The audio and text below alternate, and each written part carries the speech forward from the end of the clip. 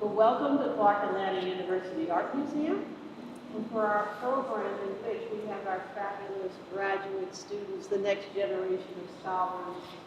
Well, they are scholars, but they will be taking over the professorate after folks like me retire. So it's important to give them the venue to share with you their research, and we're very excited about this program. Thank you for coming tonight, and I'm going to turn it over to the panel.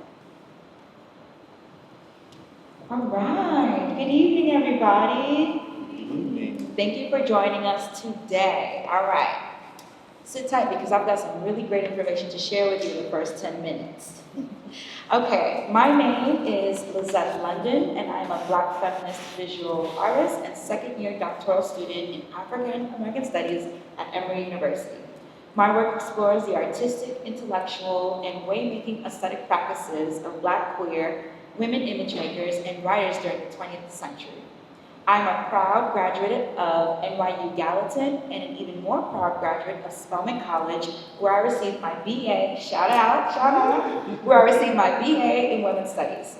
Today, I'd like to welcome you all to the Clark Atlanta University Art Museum, where we gather in front of Isaac Julian to celebrate 100 years of James Baldwin's legacy and explore how his influence has inspired us all to think deliberately about Black life, art praxis, and memory with an unwavering commitment to envisioning freedom for ourselves and others around the world. In March of 1924, Charles Sturgeon Johnson held a meeting of minds in Harlem, New York that sparked the long-cherished and forever remembered Harlem Renaissance. 5 months later, James Baldwin, acclaimed writer and civil rights activist, was born in Harlem Hospital. Baldwin's proximity to the emergence of distinct African-American art forms in the 20th century fueled his critical perspectives on both classic and emerging art. His creative approach to detailing life in and outside of America, and his resistance to white hegemony and the discrimination faced by all African Americans. 100 years after his birth, artists and scholars continue to evoke Baldwin's legacy as a muse for the creative practice and critical approach to art and form. Dr. Deborah Willis and Dr. Cheryl Finley remind us through their curatorial work that the past demands artists of today to interrogate, protest, and subvert ways of looking, knowing, and remembering our collective histories and possible futures. Thus, free as they want to be, artists committed to memory employs Baldwin's words, freedom is not something that anybody can be given, freedom is something people take, and people are as free as they want to be, as a guiding theoretical framework to pursue a visual interrogation of the afterlives and after-memory of slavery. Dialoguing in this tradition and moment, our graduate panel reflects on the meeting grounds of this exhibition and Baldwin's essay entitled The Creative Process, where he urges us to remember the critical role of the artist as an agent of change responsible for challenging dominant hegemony and illuminating new perspectives to, quote, make the world a more human dwelling place, end quote. His profound influence on other scholars and writers, both in his time and afterward, along with his role in the crucial development of the canon of African American literature, make it fitting to use this occasion, the 100th anniversary of his birth, to reflect on his legacy and encouraging a dynamic and diverse conversation about the exhibition. This conversation will engage contemporary Black art, historical and future memory, language, and time unbounded. Without further ado, please join me in welcoming our graduate panelists today, Candice Thornton, Chris Colvin, and Shyheim Williams. Can we get another round of applause, please? A little bit more. Yeah. Thank you so much. Now that's more warm. Okay. Candice, okay, are you ready for these bios? Candice Thornton is a passionate, multi-hyphenate creative writer and educator dedicated to exploring the rich intersections of Black aesthetics, memory, and identity. Hailing from Atlanta, Georgia, and currently completing her PhD in Humanities at Clark Atlanta University, Candice brings a wealth of expertise rooted in a deep commitment to diasporic studies and decolonial approaches to education. They them, earned their MA in English from Texas Southern University and a BA in Art History from the illustrious Spelman College. In 2022, Candice presented Transcendence, Facing Intergenerational Trauma in Octavia E. Butler's Bloodchild and Kindred to Global Audiences at the Science Fiction Research Association's Co-Futures Conference. In September, their essay entitled God is Love, Signified Syncopations, Personified Deities, and Mythotypical Patterns and the Joys of Motherhood and Fresh Water was published in Emoji's Tears, an anthology of waters, bodies, and bodies of water. Candice's chapter, Myth and Memory in 12 Years a Slave, Kindred, Beloved, and the Good Lord Bird speaks to their emerging expertise in the intersections of memory, trauma, and African American literature. Candice's research continues the work of Baldwin, of Morrison, of Alexis Brooke DeVita, and Georgine Bess Montgomery, showcasing their distinctive voice in discussions of memory, myth, and futurity. Chris Colvin is a Humanities PhD candidate at Clark Atlanta University, concentrating on African American studies. He is a native of Tuscaloosa, Alabama, with 2 bachelor's degrees from Auburn University, English in radio, television, and film. 2 bachelor's degrees, everybody, let me just reiterate that, and a master's degree in English from the University of Kentucky. He is also the Literature and Humanities Curriculum Lead at Atlanta Technical College, where he teaches composition, literature, and humanities courses from a Black American perspective. He has also served as an adjunct professor at Clark Atlanta University as well as Georgia State. Chris has presented his work on Black culture at various conferences, including NAMLA, SAMLA, and CLA.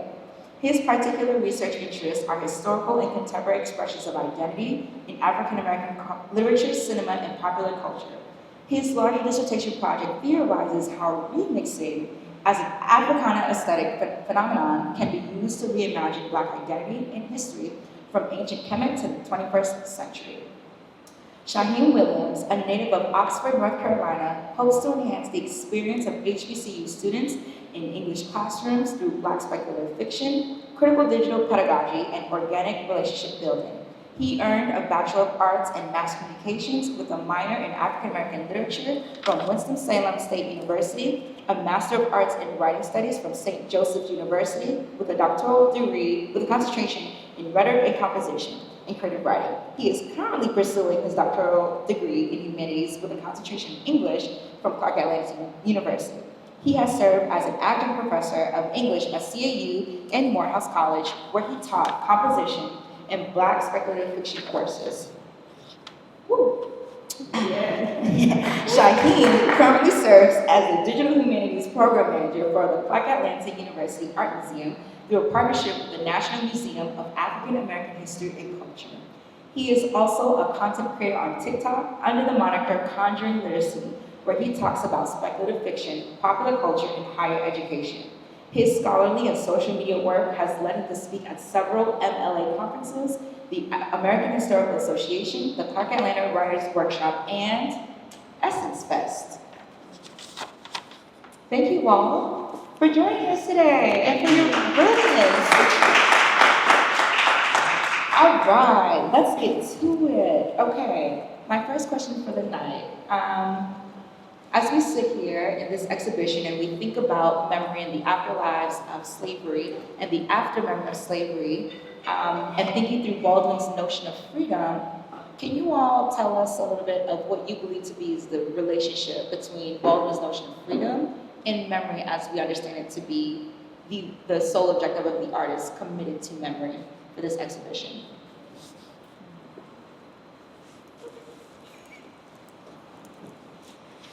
Good evening, everyone. I am Candice, also known as Professor C. Thank you all for being here. And the relationship for me between memory and Baldwin's notion of freedom is that memory helps you know how to get free. And what I mean by that is Baldwin taught me to remember the names of people, to remember the stories that we survived, to remember our joys, our griefs, etc. And part of the importance of remembering that is because they will lie to you and tell you that none of those things happened. or that they did not happen in the way that you know them to have happened or unfolded. So for me, when I think about freedom, when I think about liberation, when I think about what it means to live embodied in one's self and one's agency and one's ancestral and cultural and spiritual technologies, particularly, Baldwin requires us to use memory to access freedom. If you cannot remember the names of the people who are part of your story, part of your joy, part of your pain, all of the above, it's really difficult to think through it, around it, above it, beyond it. And so I think that's really what the relationship of memory is for me and Baldwin. Good evening, everyone. When I think about how Baldwin would relate this idea of memory to freedom, can you hear me now? Yes, Okay. that's better.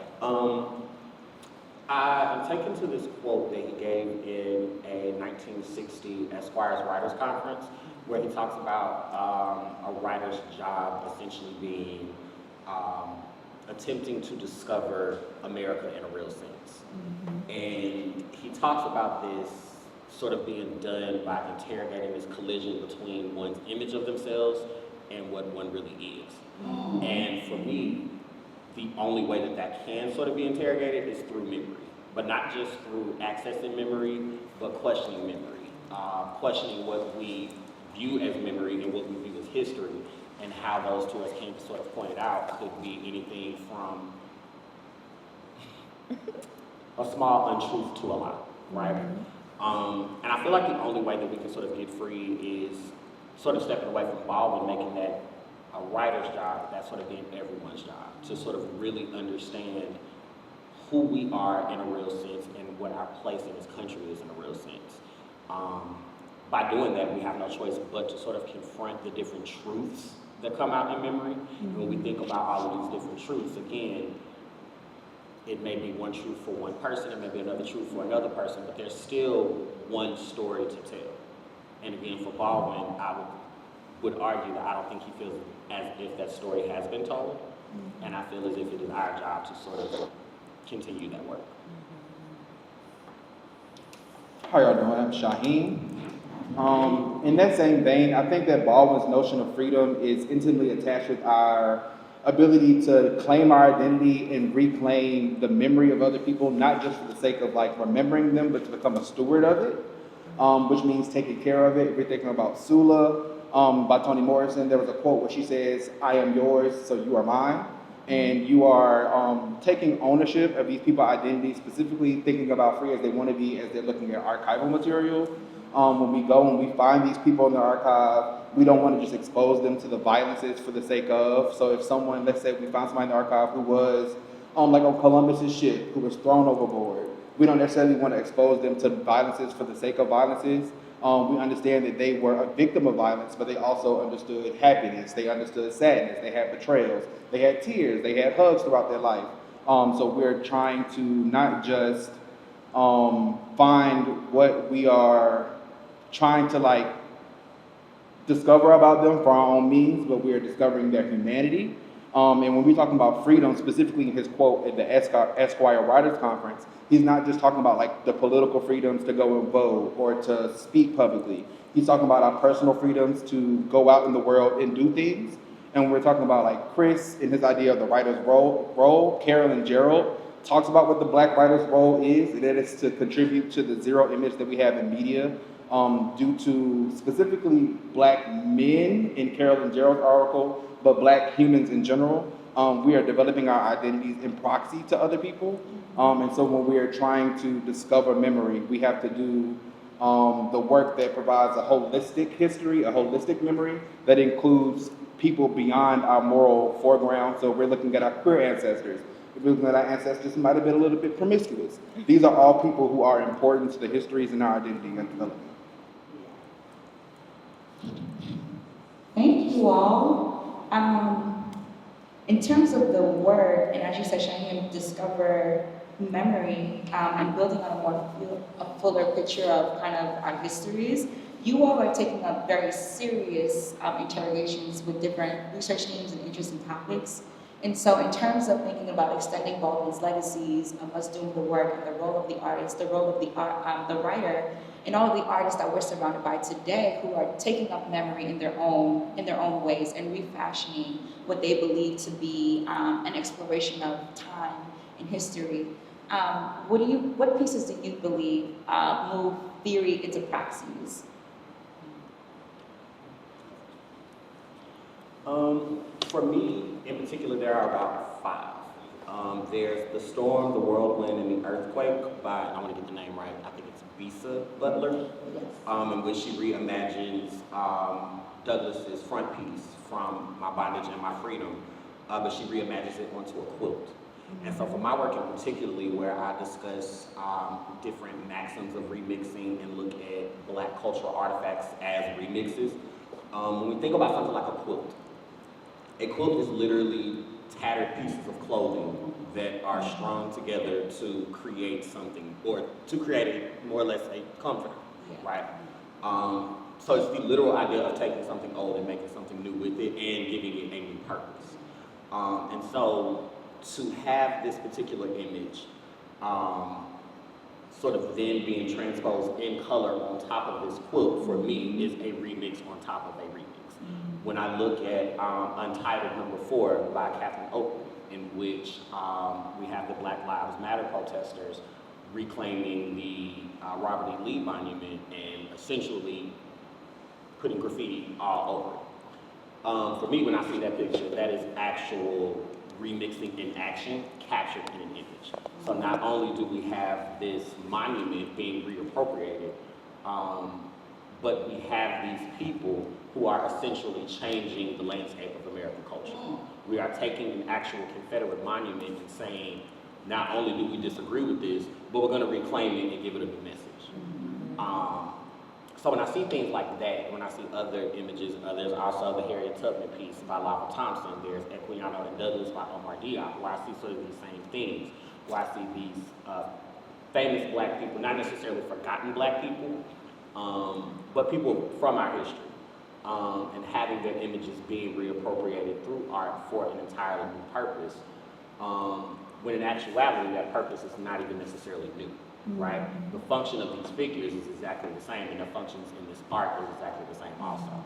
So when I see this, again, I'm constantly seeing that these images, these ideas, these figures are simply being remixed for a new generation. I agree. So when I think about my work, this entire exhibition is actually an exemplar of my work. So I study wake work by Christina Sharp, which is the idea of sitting with the dead in the afterlives of slavery. And she talks about like this ordinary note of care, which it goes back to what I was talking about, was if I am yours, you are mine. If we're finding these people in the archives, we're finding the historical moments, then it's our job to become stewards of this history. So the term that I'm coining is speculative parafiction, which is the idea of writing speculative fiction that can exist alongside historical moments. So if we're thinking about like Beloved by Toni Morrison, that can be used to teach all types of history, from enslavement to Reconstruction and so on. And so looking at, for example, literally last night, there's a post going around on Facebook where there's a teacher who is teaching Frederick Douglass to her students.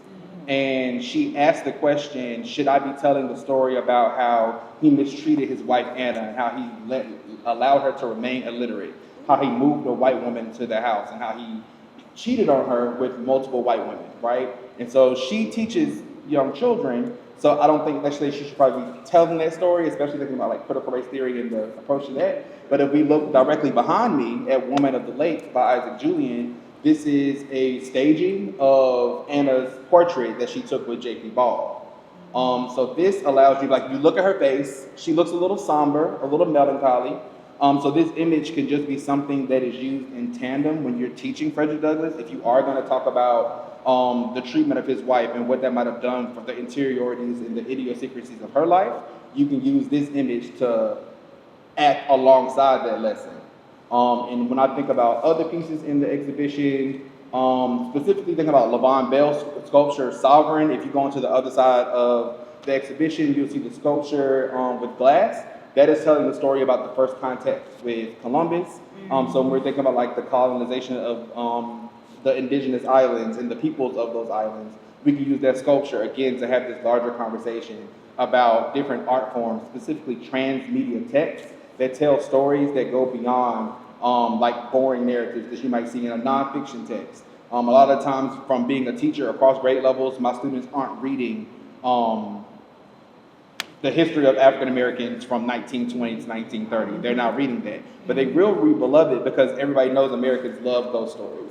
They will read something like The Monsters We Defy by Leslie Fidel because we like stories about heists and all these other like grand narratives. So I think that my work, well, when we think about theory to practice, again, this entire exhibition is an exemplar of what my theory is and what it would look like when artists and creatives across disciplines take that work to sit with the dead and give them the opportunity to go from the past to the present. So I feel similarly to Johnny. This entire exhibit, this space, this place, y'all being here is part of moving theory to praxis. And my theory specifically is around what John Jennings calls sancophoration, which is just a cute word that means using the past to write in the present and to think yourself into your future. And because of his idea of sancophoration, I am offering this concept of sancophorinitiation, which is to say, when you sit with your ancestors, when you sit with the dead, when you sit with the signs and the symbols that they have so lovingly left for you in their art, you too go through an initiation that gives you access to a power that you would not otherwise be able to wield.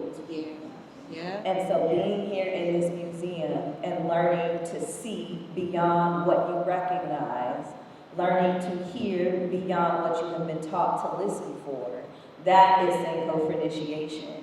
And that is part of what we really have to practice and really have to help people understand.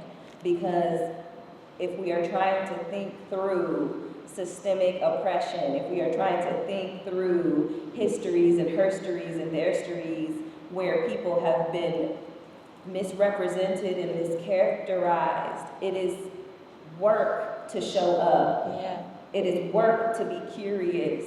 It is work to bear witness to. This is what Baldwin was trying to get us to understand. It is not easy to bear witness to.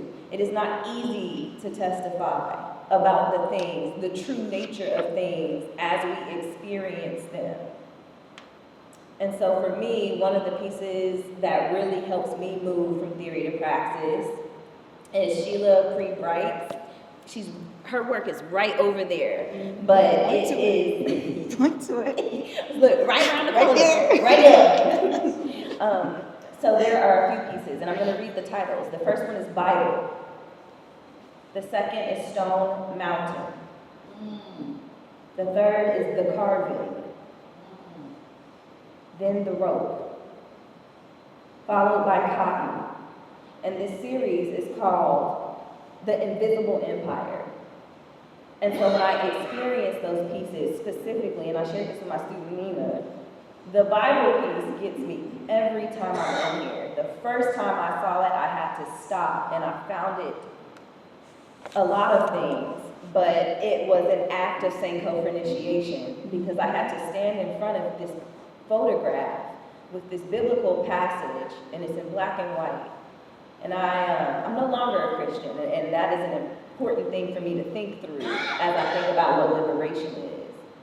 And so when I saw the picture, I'm like, why is there a Bible?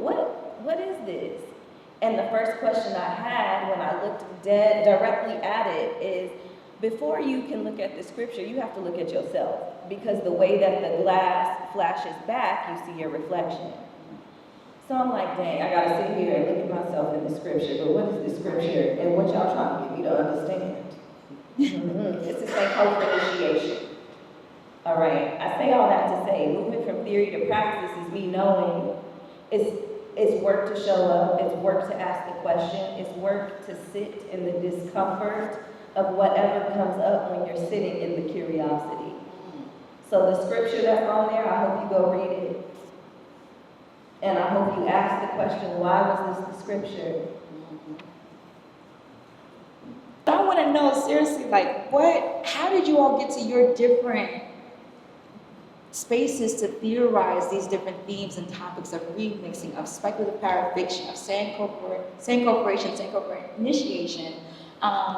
Because though all of that gives us even more language to describe Black art, Black memory, our histories, our past, things that we're feeling in the moment. I'm sure these artists have experienced everything that you have all just mentioned in their own different ways. And for the next 100 years, when we're celebrating and learning James Baldwin's legacies, like, I'm thinking about the next generation of artists that will have this language to use moving forward. And so, just really quickly, how did you come to today with the ideas that you have today around your work and your research and interests? I'm gonna start because I need to acknowledge a few people in this space. Oh, period. All right, so I'm gonna start with the gentlemen that are to my left. Because Chris Colvin, I asked him if I could read something that he was working on. It was like my first year in this program. And I read this essay, and I felt like I had a whole new bachelor's degree in Black Studies. Yeah. And I said, how do you know all this, friend? Can I get a read of this? Can you help me? And he did. So Chris Colvin is very much one of the reasons that I even arrived at John Jennings. But Shyheim Williams, this other brilliant man, I think he devours books. Like, it's a little bit scary. Not gonna hold you, I love to read, but he devours books. And so, just by being in community with him and following his book talk, Conjuring Literacy, I learned so much. And I literally have to keep like sticky notes by me. Y'all see me over here scribbling it on my phone. I'm taking notes because I got more questions. Yes. Finally, I have to acknowledge in the audience, we have Dr. Georgine Montgomery and Dr. Danielle Taylor. These women, there's a concept in an article I'm working through in my class right now, and the concept is called flame keeping, if I'm not mistaken. Yeah, flame keeping. And this lady Gibson is saying, like, there are things that we have to do to keep the flames alive. And Dr. Georgine Montgomery didn't know me from a can of paint, but her good friend, my department chair, called her and asked her, hey, could you sit on her thesis committee? And said, yo. And Dr. Bess was the only person that gave me real feedback. She tore my essay up. She tore that thesis up. I cried. I said, I thought I wrote well. And then her best friend, Dr. Danielle Taylor, sitting there kikiing. She gave me my first beat in this doctoral program. She told me. I feel that. No, but they literally, they made me question the limitations of my language, the limitations of even my worldviews. I mean, I came out of a fundamental evangelical background, so I can be very, like, I think I know it all, and I don't. And they gotta humble me. And they do it by inviting me to spaces, by introducing me to people. This is why I'm so glad to see my students in the room, because these are the things that help you arrive at the ideas that change the world. The concept is Ubuntu. A person is a person through other people. So what you see is all these people, and even you, Lizette, with your second year self, asking the question of force. Well, I can't say that as eloquently as Candice just gave there. But to even just kind of piggyback off those points, I think community, just kind of my reference page, are from him, right? And I think as the more and more, or the further we've gotten through this program, we don't know to this day if we meant to do this or if it just happened, but in one way or another, we are all talking about the same thing. We speak about them differently, we call them different things, but there have been many times where we are like, okay, are we writing the same dissertation, or like, how should we do this?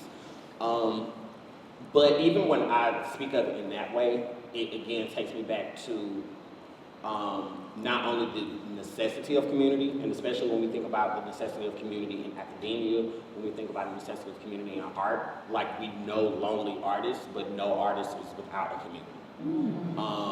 And so even from that aspect, I don't think any of us would exist in this space without the others. Which again is how community works. And even when I think about my theory, when I tie that into remixing, I was actually upset that I could not find a way to use Sankoferation in my dissertation, and Candice has made it her entire theory, right? So again, when I even look at that, I'm like, I could not do anything with that quote-unquote original project, and she made something completely different. There have been plenty of concepts that Shyheim has thrown to me that he couldn't use, that I used to kind of navigate my way through something, and it may have brought me to something completely different. And then I turn around and ask him, you know, well, what has happened with you in this? And now he has a completely new theory that's literally talking about the same thing. So it's this constant work that we're always been doing, and I think I'm starting to realize how much of a process it is.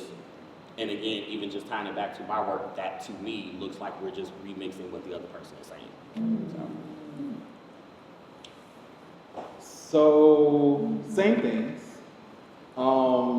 They say that I'm a human library, so I guess I have to reference the fact that I do read over 100 books a year for the past 4 years. So that has led me to understand the differences in the different time periods and different authors from different regions of the world. And it's ironic that you talk about community, because in the beginning of the creative process, James Baldwin talks about how the artist has to understand and sit with the idea of being alone. And one thing that I'm critical of is that writers and thinkers from the early 1900s, they had to exist in a certain realm in order to do what they did. And now that we're in 2024, we are able to do more than what they were able to do because we're standing on the shoulders of giants. And I like to think that I'm standing alongside giants as well. But I know one thing that I've sat with since undergrad is I read Beloved by Toni Morrison. And you read that, in the first 13 pages, I actually think it's page 13, she says that in order for the good homeboys to not rape Sethi, that they were going to have sex with goats. And cows. And so as a black man, as a black queer man, sheep, a farm animal. Some sort of farm animal. So as a black queer man, I remember sitting in an undergrad class and asking, was it not available for them to have sex with other men on the plantation? Did they have to have sex with a sheep, a cow, a goat, a chicken, whatever it was? So as I read more books, I've came across other books that evoke this idea of critical fabulation, which Saidiya Hartman talks about, which is this idea of finding black queer people and femmes in the archive and telling their story. And that's what Beloved is. She found a woman, Margaret Gardner, in the archive, and she told her story through haunting. And there's other books that have came out recently in the past 2 years that kind of do the same thing, where they use archival material to create larger speculative stories. But when I'm reading the stories that have came out in the past 2 years, I'm noticing that they are approaching these stories in a certain level of care, that they aren't necessarily exposing these people to unnecessary violences, and they are showing the idiosyncrasies and the interiorities of their life beyond those violences. So as I'm having this idea, I'm sitting with it. And then one thing about it, God orders my steps all the time, and I don't really recognize it until we're looking at it in hindsight, that point A took me to point B, that took me to point C. So I'm gonna thank God and the algorithm, because a lot of times, That's good. so I'm reading and I'm listening to audiobooks. So sometimes Amazon would literally recommend a book, and I'm looking at the description and I'm like, this sounds good, I'm gonna read it. Fun fact about me, I cannot read theory on a page, I gotta listen to it. So I'm listening to audiobooks all the time about theory, and then I'm like, this is words for my idea. So that's how I came across Saidiya Hartman's Critical Fabulation, which eventually, Audible literally said, since you read this, read this. And that took me to Christina Sharp's In the Wake, which showed me that, this is an umbrella term, and then critical fabulation is a methodology, so my theory is somewhere in the middle. So between being in community with people and actively reading and understanding the ways that technology can work in our benefit, All three of those things worked in tandem to allow me to come to where I am now. Yeah. Woo, thank you. Thank you all. Okay. So this is also the fun part because each question that I have for you all references Baldwin's work, whether it's an essay, a quote, a notion of aesthetics. And so my first question goes to our human library, Shyheim. Okay. In Everybody's Protest novel, Baldwin writes, "The failure of the protest novel lies in its rejection of life, the human being, the denial of his beauty, dread, power, in its insistence that is his categorization alone, which is real and which cannot be transcended. I believe that your offering of speculative parafiction oriented in African spiritual and cultural traditions offer a way for us to think through transcendence and being otherwise. What ideas or concepts do you believe have to be suspended to lean into the speculative or parafictive worlds created by Black artists? And what are the ways that speculative parafiction reaffirm or challenge notions of Black being and humanness? If you can talk to some of those points. But I guess I was thinking, when it comes to art making, when it comes to us even being witnesses to these kinds of Black artists' work, there's a kind of suspension that has to happen for us to say that there are possibilities that exist from what we know to be material or what we were taught to be evidence for real. So, yes, if you can speak more to that. So full transparency, some of these questions we were introduced to last night.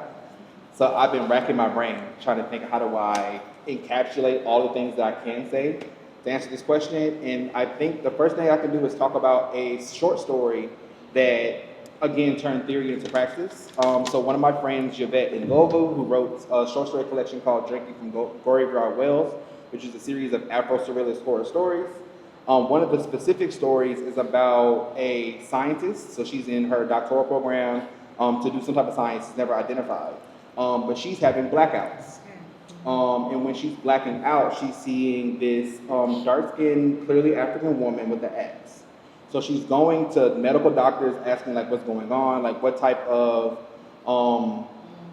mental illness is going on that's causing me to black out. And the doctors are telling her, we ran all the tests. There's nothing wrong with you. What you're gonna have to do is you're gonna have to go to a shaman and determine what is going on. And she's looking at him like, I'm a scientist. You're a scientist. Why are you telling me to go to a shaman? And she literally quotes that the people at my school is gonna laugh at me if I go here. And so she has to go to a lecture. Before she goes to the lecture, she goes to visit the shaman. And the shaman basically tells her you have to cleanse yourself before you're able to go visit your ancestor, because that's what your blackout is telling you to do, to go see your ancestor. So at some point she reveals that the ancestor is telling her to come to the Zamani. Now this circles back to how God orders my steps. Because Zamani and Sasa is Swahili conceptions of time that I found out a year before I read the book. So Zamani is this idea of like this infinite past, and Sasa is the present. But the present for the Swahili consists of right now, in the moment that we're in, the immediate past, so without a year, and then the like around the corner future, which can range from 2 weeks to 6 months. And so they don't necessarily have a conception of what 3 years in the future might look like. But more specifically, the Sasa is both collective and individual. It's compounding, and it's having this argument that unlike Western conceptions of time where it's linear and it constantly flows forward, the Zamani and the Sasa flows backwards. So we're constantly compounding, and when we look at the present, we're looking at results of the past or the ideas of the past. And they also have this conception of basically like there's 3 deaths. The first death is when we have our actual physical death, and then once we immediately die, as long as there are people who remember us, we're immediately reincarnated into their memory. And then the final death is when there's no one around to remember you. And in that book, in the short story, what the character ends up doing is she time travels in a non-scientific way. So she takes like a route or something that takes her to the past, and she finds out that her ancestor is a queen. In this moment, she is doing like first contact with Europeans, and the king of that civilization has gone missing, and the queen is getting ready to go to war. And so the main character is thinking like, it's my job to stop this war from happening. Like, I'm going to change the past. And her ancestor says, no, that's not your job. Your job is to be a witness. And so she watches and she writes down. And then she, once she realizes like, oh, my time in the past is almost up, I have to run back. The person who takes her back to the temple that she came to the past in, basically tells her the rest of the information about her ancestor. When she goes back to the future, the notebook that she has is no longer in her book bag. The only thing that's left in her book bag is a hourglass. But when she's walking back to the university that she goes in, she starts to notice that the library that she goes to is now renamed after her ancestor. The street that the library is on is the ancestor's name, and none of this existed previous to her going back into the past. So her idea of being witness and recording and going to the past and bringing that to the future, or what we now know as the present or the Sasa, is what James Baldwin, I think, really exemplifies as the role of the writer, specifically as we're thinking about in relations to my work in critical fabulation. In this case, we aren't able to go to the past, but we are able to go to the archive, which is a collection of the past. In this case, the archive becomes Samani, especially as we're thinking about like the diaries of enslavers. A lot of the times they're not naming the black women that they might have brutalized and they wrote about in their diaries. And so we're going into those archives, we're seeing these black women or these black queer people, we're retrieving them, we're bringing them to the present, and sometimes we just have to tell stories that aren't necessarily rooted in the archive. We have to, again, with care, speculate around what that looks like.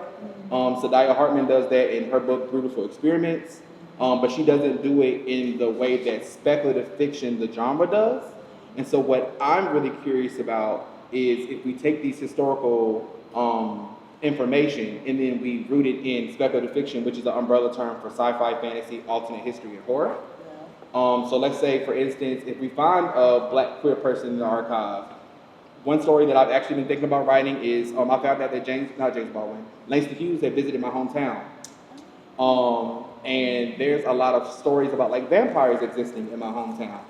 So I wanted to write a story about a vampire following Langston Hughes around using archival material and the experiences that he had in different sites and museums as he went around. And that allows us to do like a somewhat of a biography of Langston Hughes as we're understanding the different moments of his life, but it's telling it in a way that someone who might not want to read a biography would still be able to understand. And so we're weaving in the historiosities of his life while suspending the belief in the plausibility of like the vampire or the witch or the werewolf or whatever speculative element you might use. So I think when we think about the things that we have to suspend, going back to Yvette's story, we have to get rid of these ideas of the science that we've learned from the West and tap into our indigenous science literacies and understand that the way that we perceive life in the West is not the ways that other people in the world perceive life. In a lot of cases, when we think about werewolves and witches, etc., these are weaved into cultures. This is not just fantasy. So we have to think about what we consider impossible and move it into implausible, because plausibility allows us to expand our definitions and our perceptions of people in the past, specifically like thinking about going back to Beloved. We talk about queerness. I know one time I talked to Dr. Bass, and she was like, Toni Morrison didn't necessarily view queerness as bad as bestiality, and so she weaved bestiality into the text to show just how far those men were willing to go to not rape Sethi. That's fine. We love that. But when we think about Robert Jones Jr., The Prophet, which is the book that recently came out that explores like queer relationships on the plantation, he inserts queerness in the plantation, which is something, as a queer person, I've never really thought about the fact that there might have been black queer people who were enslaved who chose to be homosexual, who chose to be bisexual. They weren't, like a lot of the times we think about homosexuality, they say that this is a European phenomenon that was forced upon us. But it wasn't. There's books like Boy, Wives, and Female Husbands that traces homosexuality back in Africa, the continent of Africa, back to like 200 BC. So it's interesting to think about like perceptions of history based off of what we've been taught in Western societies. And again, circling back to more African understanding and centering ourselves in this idea that Terrence talks about. I'm not going to say the Latin version, but translated in English, it means I am human and nothing human is foreign to me. So if you're able to perceive someone's life and their realities and their performance and their behaviors or whatever in our contemporary moment, more than likely there's somebody in our past who also exemplified those behaviors and those realities. And our job as scholars, as creatives, as writers, is to go and seek those people's lives and sometimes speculate around to craft this idea of the larger objective histories that may have existed.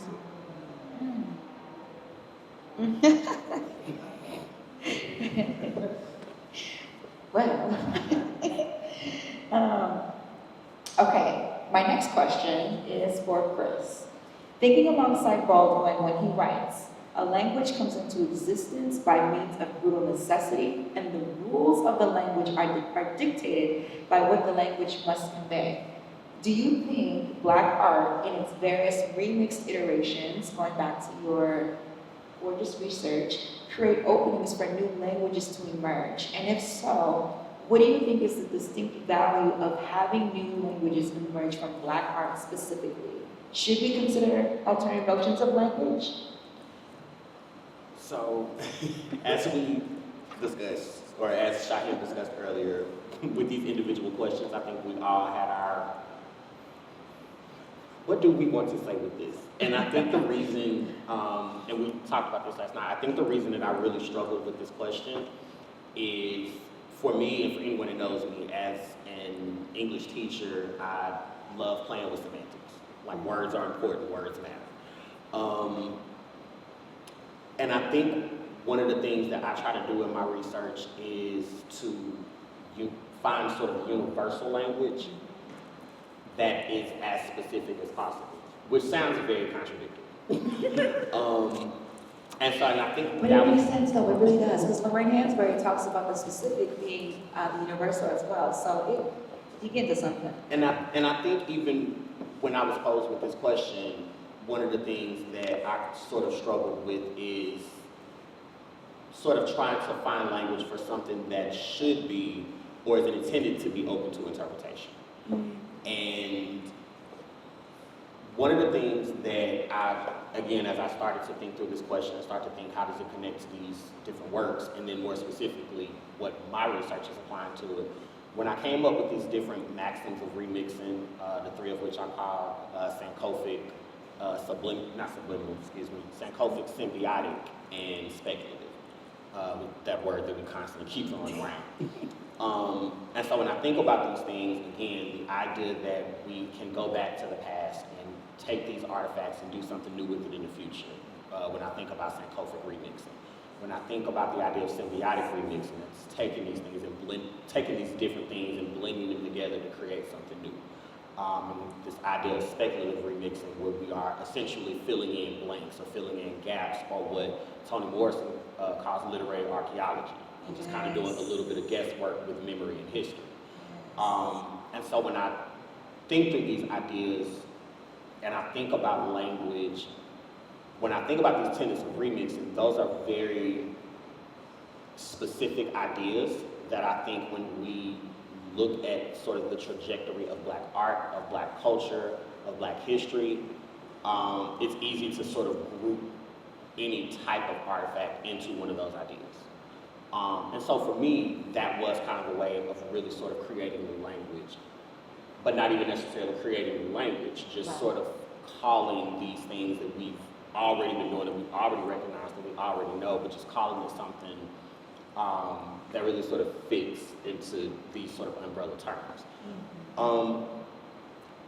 And I think when I sort of consider what these different Black remixes are, for me, it then becomes everything that we touch.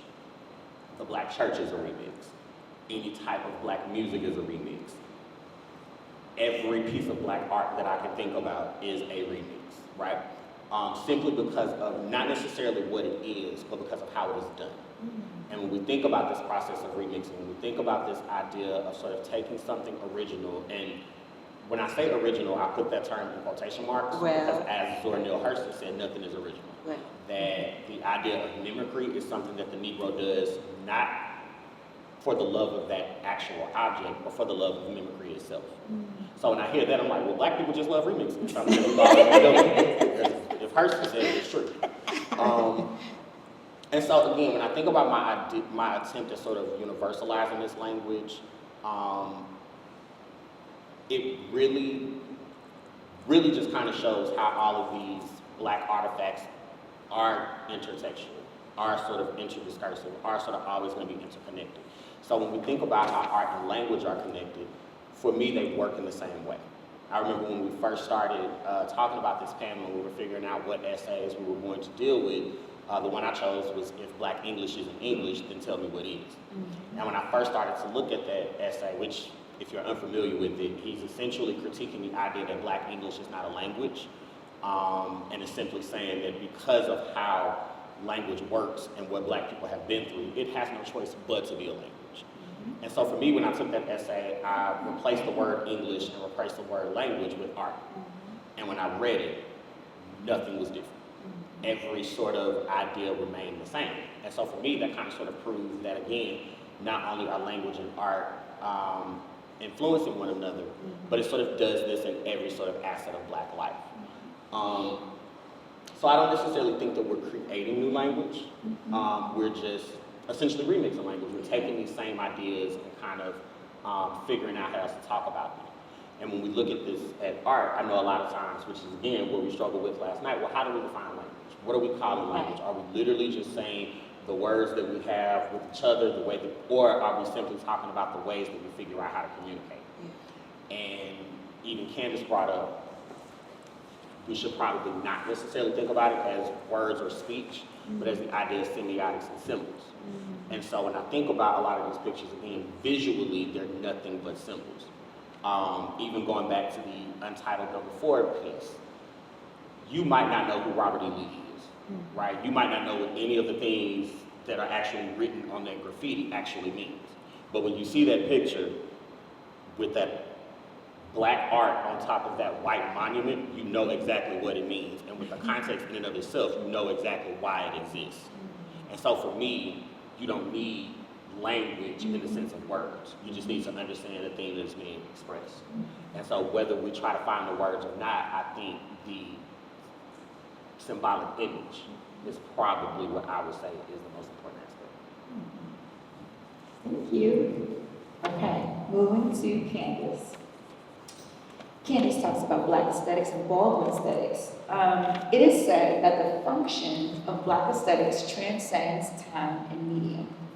In thinking about this kind of fluid function, the function of Black aesthetics, how does memory unbounded by time and medium inform your understanding of Black art and perhaps the interrelated function of Black art and memory? What happens when we are collective witnesses of Black art and at the juncture of these interrelated functions of art, memory, history, and time? So for me, I came into academia thinking I was going to be an economist, and that did not happen. I have to say, right, I have to say that because I took a class and it was on African aesthetics, and it was Arturo Lindsay that taught the class. And I just remember saying, if I had this language years ago, and I was enraged. And instantly I was like, nope, I have to change my major. It was a whole thing. Now, saying that to say, for me, I think that history, I'm not really interested in history, but I'm interested in bearing witness to and testifying about people's lived experiences. Because when I think about history, or like how history is taught, right, because I'm also an educator, history was not really accessible to me. The histories that they taught in my classrooms were inaccurate.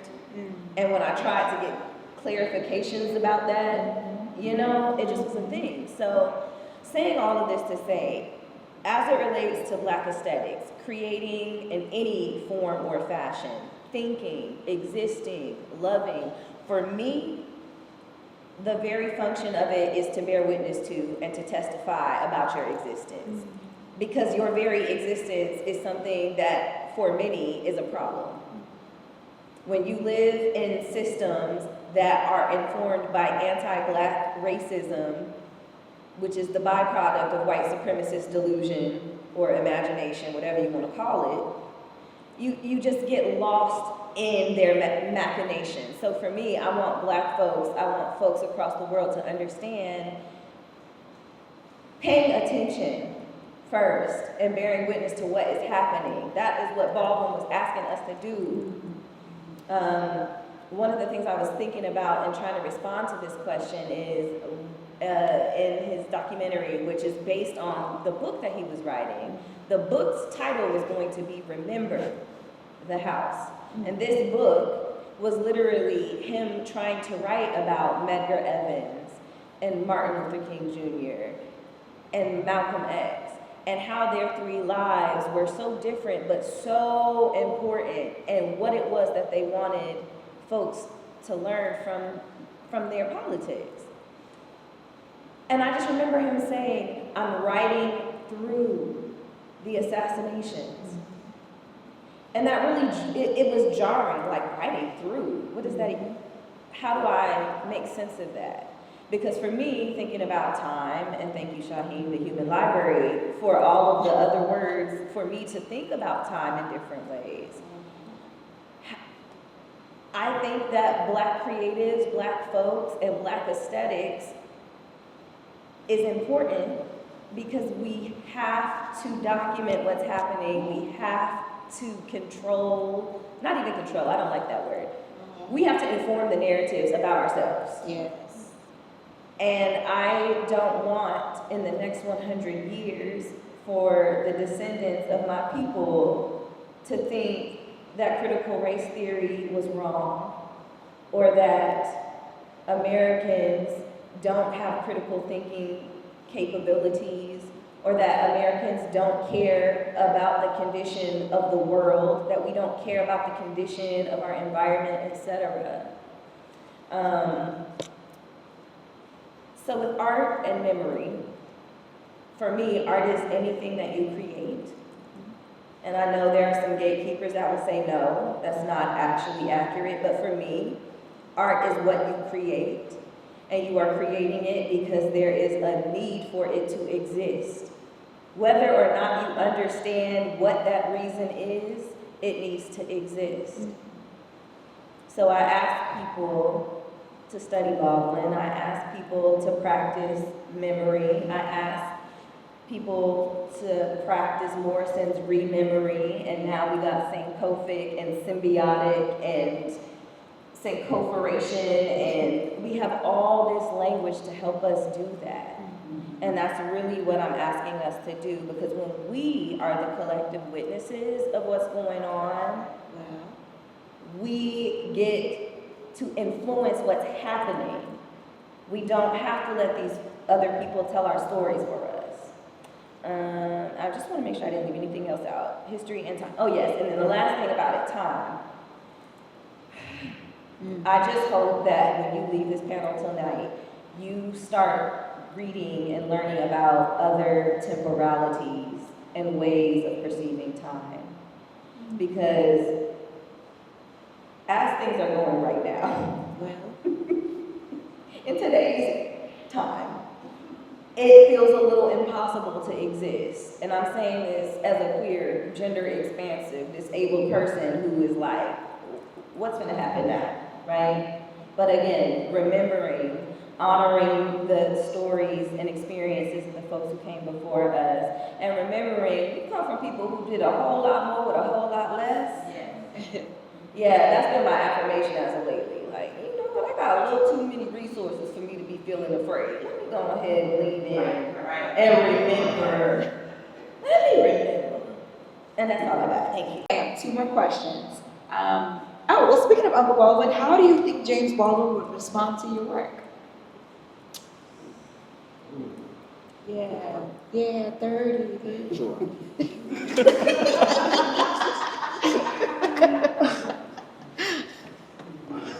Okay. I think that James Baldwin, there's a quote that I wanted to say that I didn't say earlier. So in not everybody's protest novel, he says that society is held together by our need to shape reality. We bind it together with legend, myth, coercion, fearing without it, we will be hurled into the void where the foundations of society are hidden. And so when we think about the work that I'm doing, is looking at people who are creating new American myths that expand, again, like our perceptions of history, our perceptions of identity, and the ways that Black people have shown up in the world. He claims that these artifacts of American mythology, particularly like the American protest novel, thinking about like Uncle Tom's Cabin by Harriet Beecher Stowe, that they are aimed to bring greater freedom to the oppressed, but oftentimes end up bringing more harm to the characterization and the representation of these people. And my work is seeking artists across disciplines who are intentionally not perpetuating harms for harm's sake. So I would think that he would be proud of the work that not only I'm trying to bring to the forefront, that other artists are doing, specifically within literature. We think about Zora Neale Hurston in her essay, What White Publishers Won't Print. She says that publishers aren't worried about the Negro problem.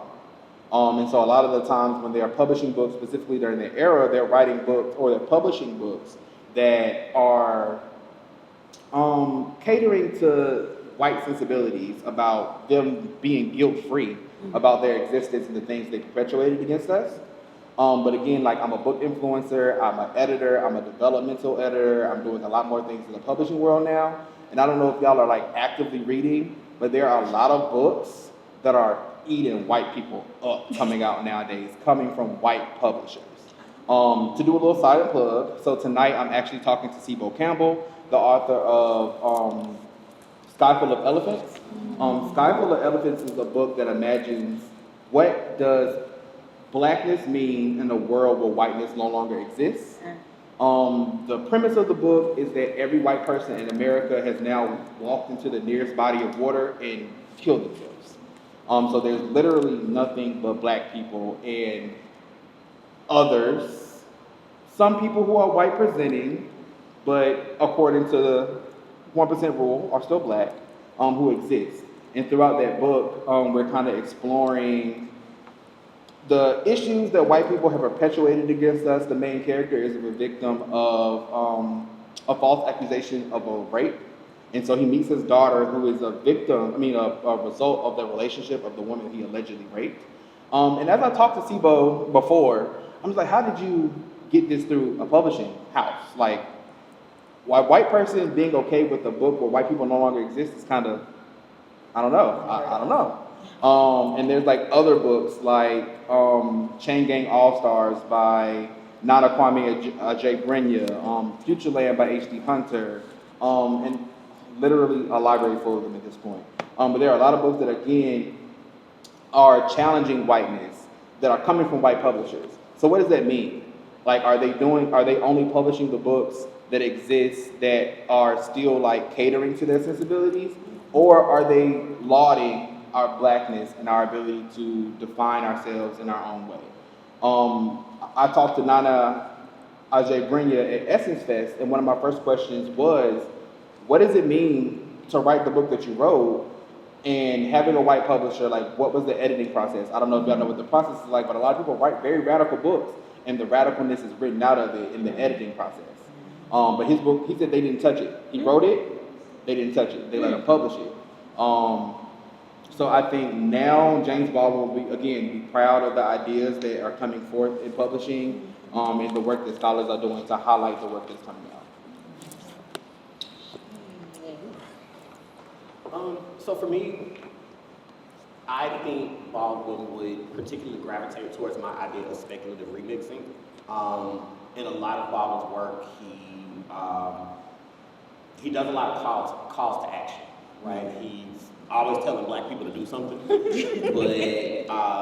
he specifically targets Black writers and Black scholars. Yeah.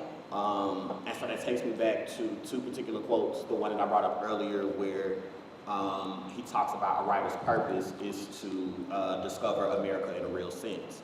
But there's another essay called The American Dream and the American Negro. in which he's essentially critiquing what the idea of real or what the idea of reality looks like for Black people. And essentially what Black reality is not set up for the American dream. So for me, when I think about the way that I define and determine what speculative remixing is, that this idea that we are sort of taking narratives and filling in gaps or speculating on what the interiority of these Black characters and these forgotten Black people would be like and what it would look like and how it is expressed. I would, again, argue that Baldwin is particularly wanting us to interrogate what history and memory looks like, and that we should essentially continue to do this work, that as writers, as scholars, as artists, as Black people, we have a job to continue to interrogate what these things look like. We have to sort of do that through speculation. Whether we are creating a fiction piece, whether we're writing a song, whether we are creating a television show, whether we are writing a journal entry, whatever the case is, that this should always sort of be at the forefront, that we should always be questioning what Black reality is. We should always be attempting to discover and rediscover and rediscover and rediscover who we are. And when I, again, connect that to my work, I see that being done through this concept of speculative remixing, but through these other ideas, right? These same ideas of sankoferation and these same ideas of speculative fiction. There we go. Almost. So again, I think that again, it's just this process that I keep talking about is a process that needs to continue to happen. And I don't necessarily want to brag and feel as if Baldwin would be proud of my work. But I feel as if I am among enough scholars who have confirmed for me that I am within the space. Yes. So I mean, I do think that even with the work that I'm doing, I do see how it is fitting. Particularly, again, as a Black queer male scholar, writer, all of those things. I don't necessarily put myself in the caliber of being the next James Baldwin because I'm not there yet. But what I can definitely say is that I see how my work is influenced by him, and I can definitely see how my work is influential to his work, if that makes sense. Yeah.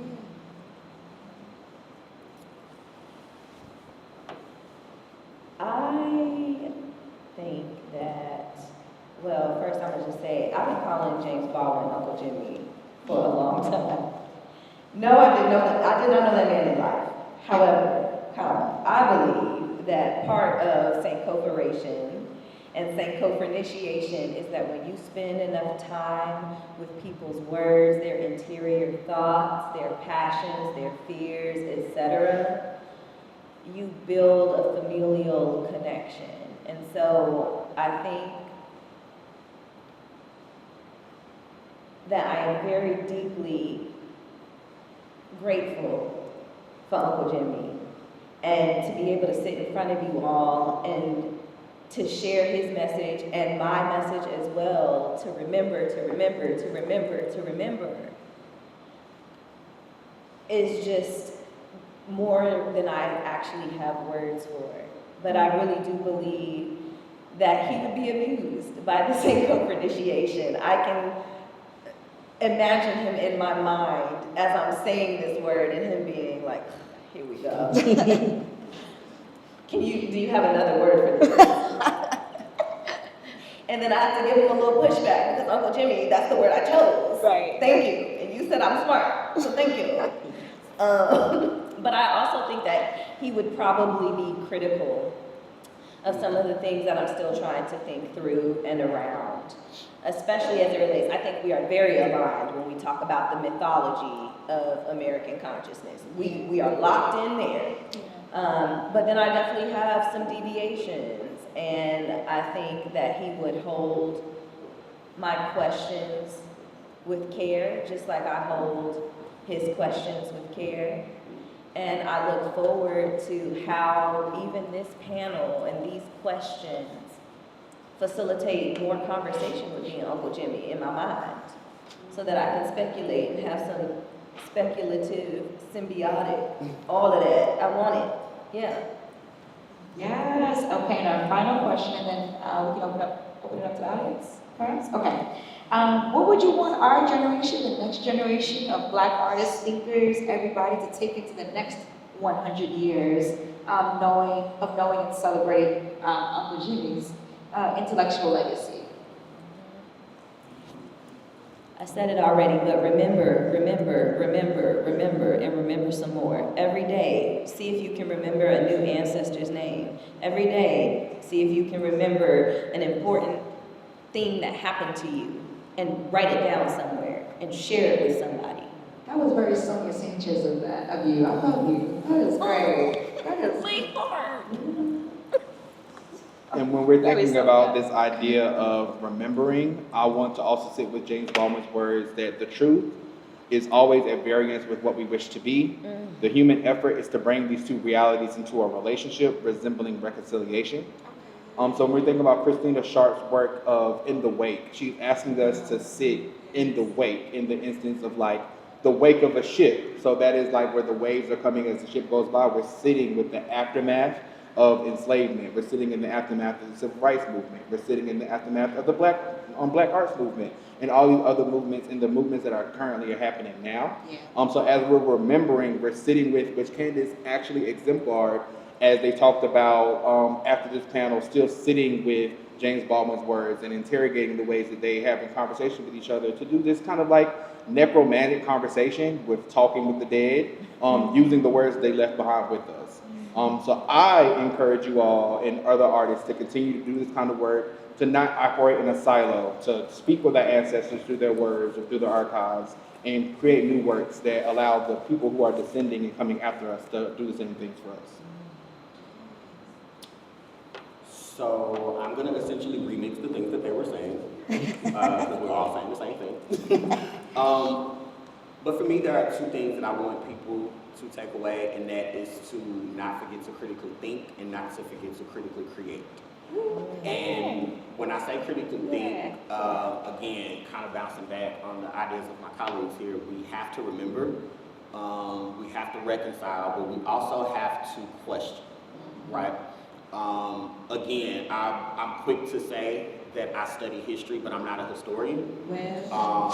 Or not even that I study history, but I study people and events of the past.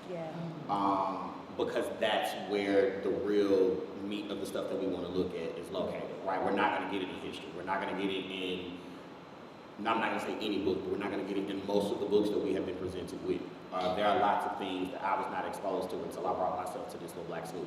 And I know for a fact that in other places I would not have gotten this education. So I know by just the things that I've been exposed to here within the past 4 or 5 years that almost everything that I've learned I have to question. But that's not to say that everything needs to be thrown away. That's not to say that there aren't some good in the past, but that's also to say that we can't sit here and act like the past was all peaches and cream. I do firmly believe that we have to know how to interrogate these things for what they're worth, and for how they truly function. More importantly, how these artifacts, how these different things came to be, and the people that actually brought them to be, right? When we think about how Black language, how Black spirituality, how Black art sort of came to be, that was because of people who've been through stuff. And I think that we often tend to forget that because slavery was this thing that happened and then it was over and Black people was free. And that's not the case, and we know that that's not the case, but if we study history without questioning it, we're going to accept it as fact. And one of the things in my research that I'm doing is, again, especially by interrogating Toni Morrison, is that there's a difference between fact and truth. And the only way that we're going to get through that is by exploring the interiority of these people. There's no way to do that without questioning history. My second point that I brought up is to know how to critically create, which again goes back to my point of speculative remixing. We absolutely have to know how to fill in these gaps. We're not going to, because again, of every point that I just sort of brought up about history, we're not going to know everything. We can figure everything out though, right? And even when I say that, I'm not even concerned about truth. I'm not even concerned about fact. I'm concerned about interiority. I'm concerned about whether or not our ancestors' stories are told with integrity and with dignity. But also with facts and truth and the real nitty-gritty of what happened, right? Yes, I want to know about my great-grandfather and all of the good things that he did for the family, but I also need to know if he slapped his wife every now and then so I can know how he was as a person and to know how she reacted to it and how she felt about it, right? All of those things are very important, and I don't think we can do that without knowing how to constantly remix how we are thinking about these things, how we are looking at these artifacts, how we interrogate these artifacts, and then more importantly, what about these artifacts we're going to allow to be pushed into the future. Can we all please have another warm round of applause for our graduates? Yes! If you enjoyed what we had to say, let's just shout.